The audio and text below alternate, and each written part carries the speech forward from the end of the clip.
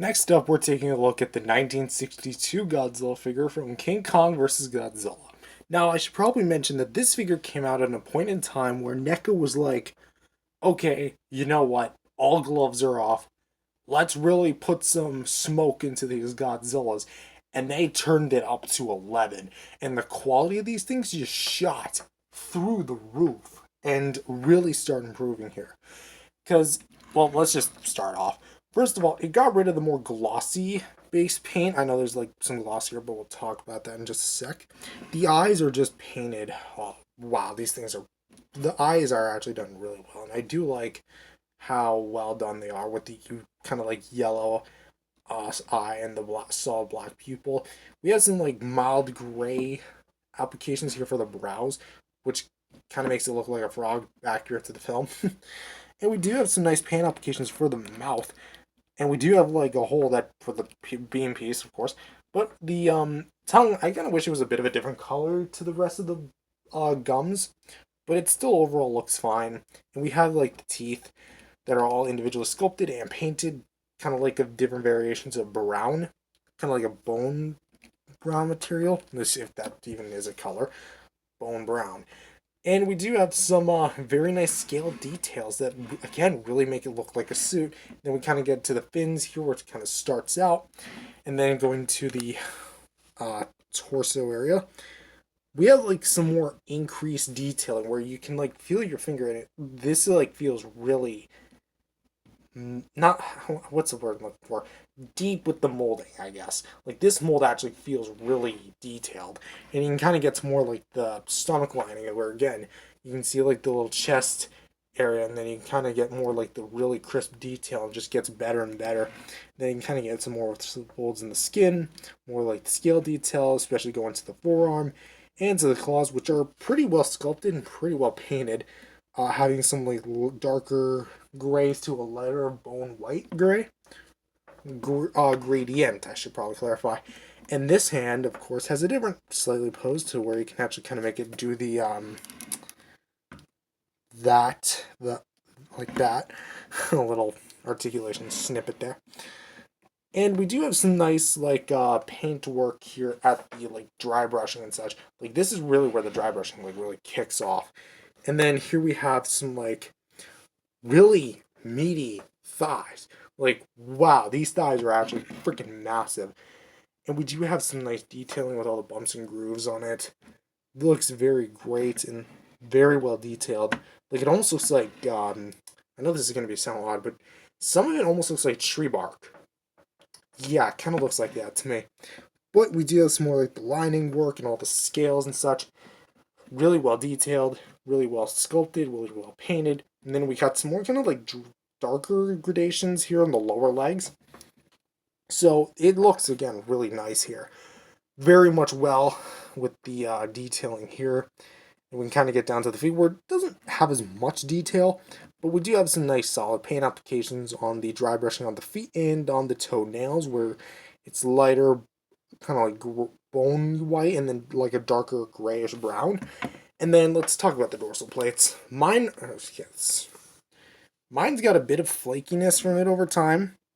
I guess they just didn't seal the paint all that well on my copy, but it still looks fine. And it has some nice like, again, it has like that solid gray center, and then like the bone white exterior, and it's done really well.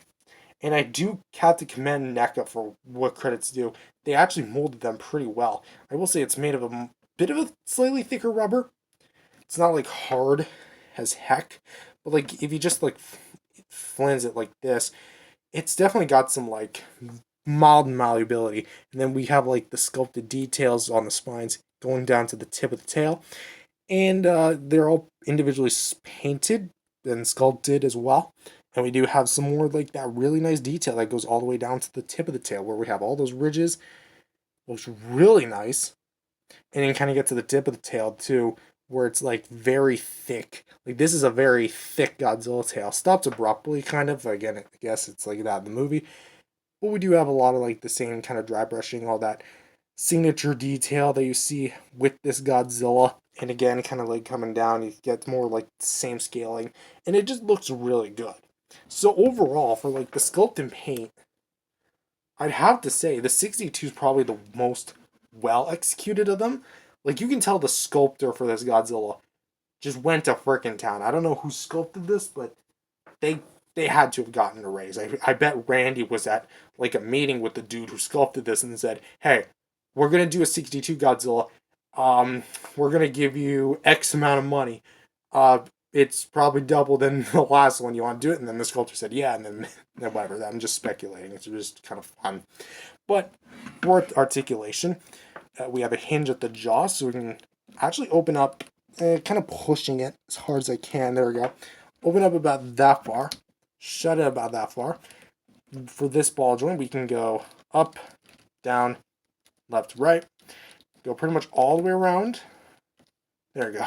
That just looks weird, especially with like the elongated frog-like face.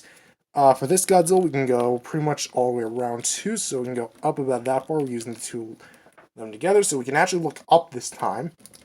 Downwards about that far, so we can also look down, left and right, swivel as well. Shoulders. One of them I actually glued a few years ago, so I think it was, can't remember which one it was, but up and down, kind of non-existent. That's weird, I just realized I'm not even showing it on camera. But it's not really... I'm trying to find which one I actually glued it on. I think it was this one. But yeah, up and down, not too much, but we can still go forward and back. We can go straight and out about that far, forward about that far, and rotate.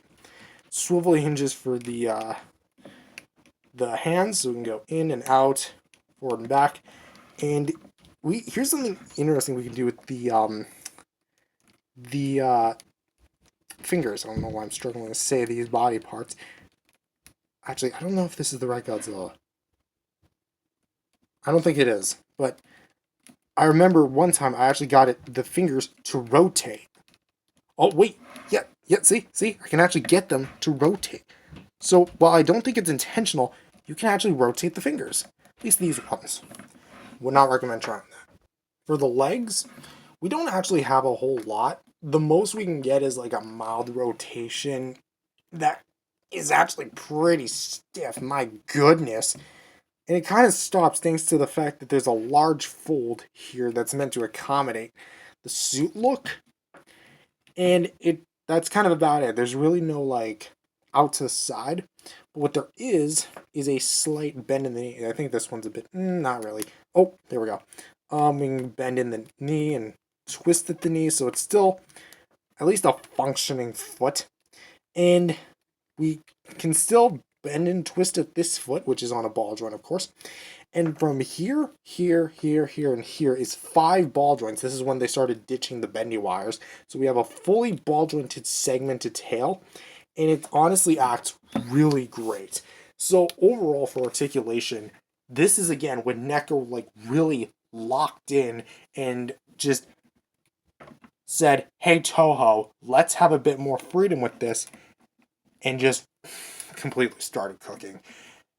But for accessories, he only comes with one, and that's going to be a beam effect. This was like the first time a base vanilla release Godzilla came with a beam effect, not counting any heat ray versions like Shin in 2001.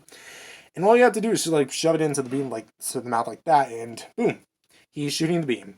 Now, while it is true it's technically the wrong color, it should be worth noting that the older Showa era Godzillas used like a spray or a smoke machine lodged inside of the head to give this effect. So I can see why NECA opted to go for a much more white base like this. But I kind of would have preferred if it was like a blue beam. But if it had to at least be a white beam, then I would have liked it if it was white with a base, but with like blue highlights. I think the best example I'm looking for is maybe something like the 89 beam, which I can actually just grab and show you guys what I'm talking about. It's definitely the wrong sculpt design, but if it was like this, with the colors like this, it would look practically picture perfect. This one's from the Bile Attack beam, as I just showed, but overall, I think just for an overall display presence, it does also like tend to drip down over time, so do be worried of that. But overall, as a beam, it's still really good.